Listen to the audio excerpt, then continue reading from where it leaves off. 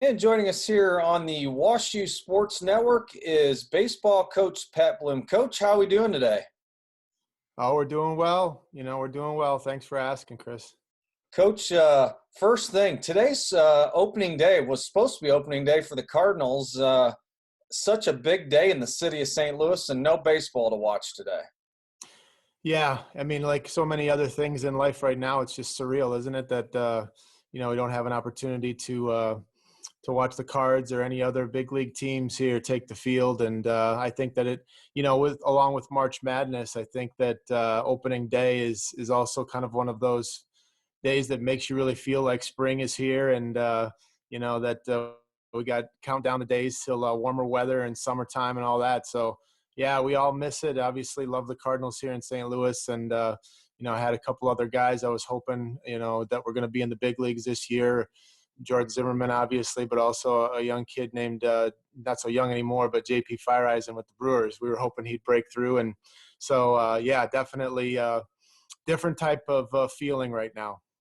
Coach, I want to talk a little about the ups and downs that Pat Bloom has gone through in these past couple months. I know we lost a valuable member of our staff, Rick Larson, in February, who was actually a former baseball coach for WashU, led the Bears to 2 NCAA tournament appearances.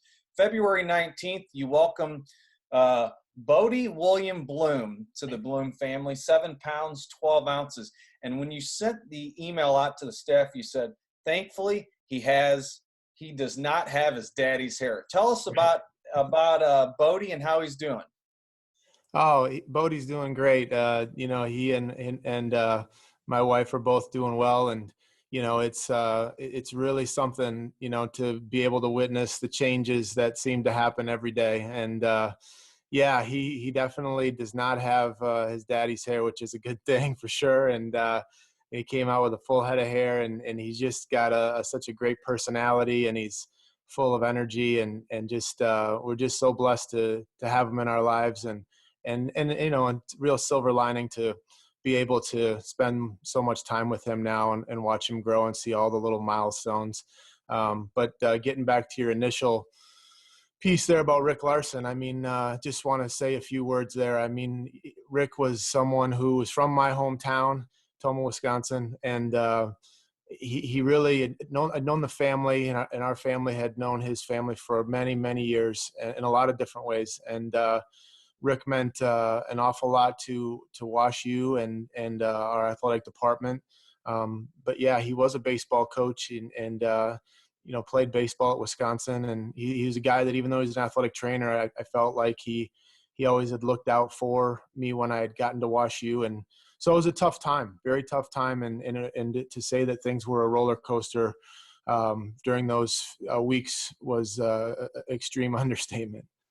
Coach, and then on March 3rd, another positive in your life, the Bears are ranked number 1 for the first time in program history. Coach, what did that mean to the program? Well, we talked about it a lot and said, it means nothing, but it means something. I mean, same with it's a little different when you're number 1, but whenever you're ranked, you don't want to make too much of it, but it does mean something. It's not going to get you any more wins. It's not going to get you anything really but a big goal target on your back. But to be able to take the program from where we were when we started, and our staff has been intact, Adam Rose and Tyler Schmidt, and then for all the support staff, I mean, everybody plays a role. And so we feel like we want everybody to share in it, and to share the pride in it. And so to hear from alums that had played here when we first got here, just was a very special moment. And it didn't last very long, but that's okay. I think that it was something as a milestone achievement that, especially in a shortened year like this one, we'll look back to and think very fondly of it. Coach, you were 9-3, ranked number 6, and you were in Florida getting ready for some tough games on your spring break trip. Boom, the season's over. How did you break the news to your team? It had to be tough. It's something, I'm sure, as a coach, you've been through a lot in your career. I'm sure this is something you've never prepared for. Yeah, it was very raw, to say the least. We were in Florida. We had played a JV game that day. oddly enough against Webster.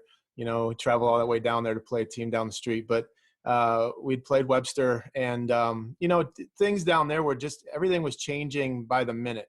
And it started with some cancellation of some seasons early in the week when we had gotten down there, and I think you could feel it in our guys, just their approach. It couldn't help but be on their minds, and it was on all of our minds. But we broke the news. I sent the seniors a message. It was around dinner time, and then we had moved up our scout meeting. We'd always have a scout meeting in the evening before our next day of games, and so we moved it up and got everybody in our room, our coaches' room down there in Florida. We squeezed everybody in, and it was very emotional. It was extremely it was powerful. I mean, and I've also said this to folks. I just said, it was one of the worst times and one of the best times in terms of just an experience in my coaching career.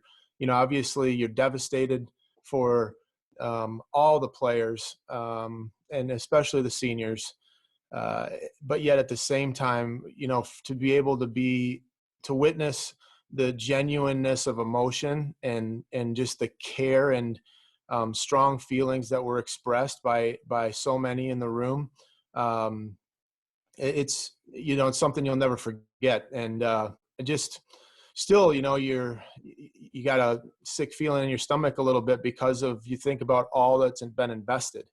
And, and it's not just, our baseball team. It's every sport. It's every, all the kids across the country, no matter what level, that had invested so much, and to have that then taken away so suddenly, it hurts a lot. But now, looking back, it's, we see the magnitude of what's going on in the world right now, and it almost makes you feel like you're out of touch a little bit when you say it. But I think anybody that's invested in anything that's very, very important to them knows that feeling that you have when it's taken away. And I'm just glad that we were there with the guys, that we were able to see them in person and talk to them.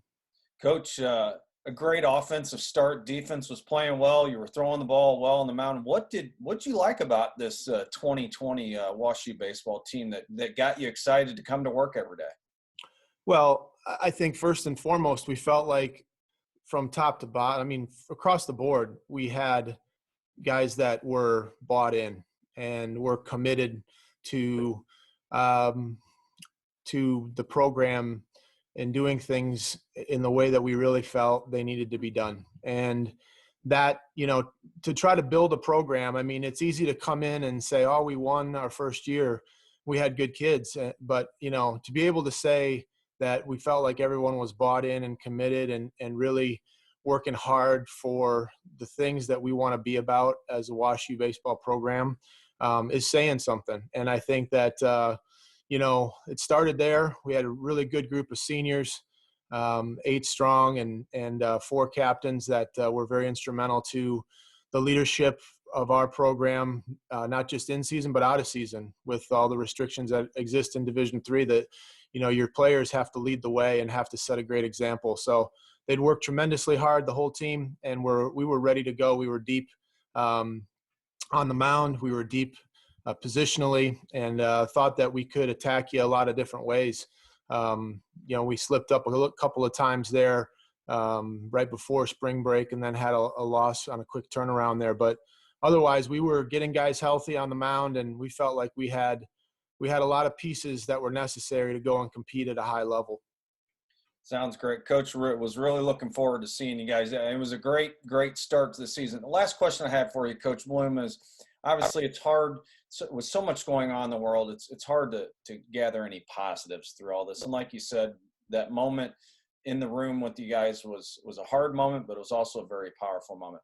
I just want you to comment on, your son's been on this earth for 43 days, and you've had the opportunity to spend a lot more time with Bode and Paige, and to be the husband and the father I know you want to be. So if there's any positives you can take away from this for Pat Bloom and Paige Halsey, it's probably been, a great last, couple 43, 45 days of how much you've got to spend with your son and your wife.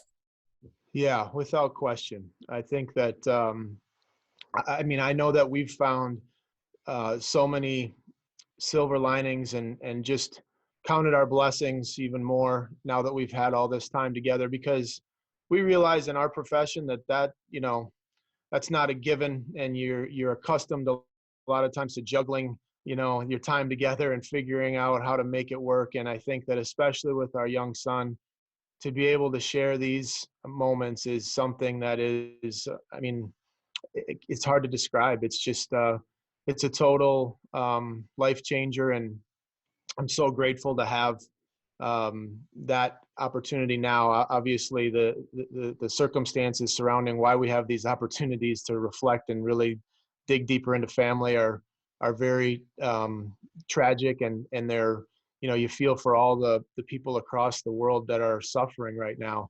But yes, to be able to see, I wake up with him every morning. We got a little routine we're trying to get going. So, dad takes him in the morning and changes the diaper, feeds him, and then we take a little nap to get him some sleep, and then dad's got the night shift as well. So, those times to see him, waking up in the morning and being excited and happy, and then putting him to bed at night. I mean, those are moments I'm trying to soak all in and really appreciate for what they are. Coach, I know little Bodie is not even 2 months yet. Do we know if he's a lefty or a righty yet? Well, I tell people, I said the only possible indicator we have is that both of his grandfathers are left-handers. So, there's a decent shot there that he could be more dominant on the left side. But we'll see. We'll see what happens when he starts to move around a little more. There we go. Well, Coach, I'm glad you and Paige and the little man are safe, and everything's going well. And wish you the best here as we enter, as we're in the month of April, and hopefully things will get back to normal sooner than later. Right, right. Yeah, yeah. All the best to you and your family. Thanks for Thank you, having me. Coach. All right, thanks.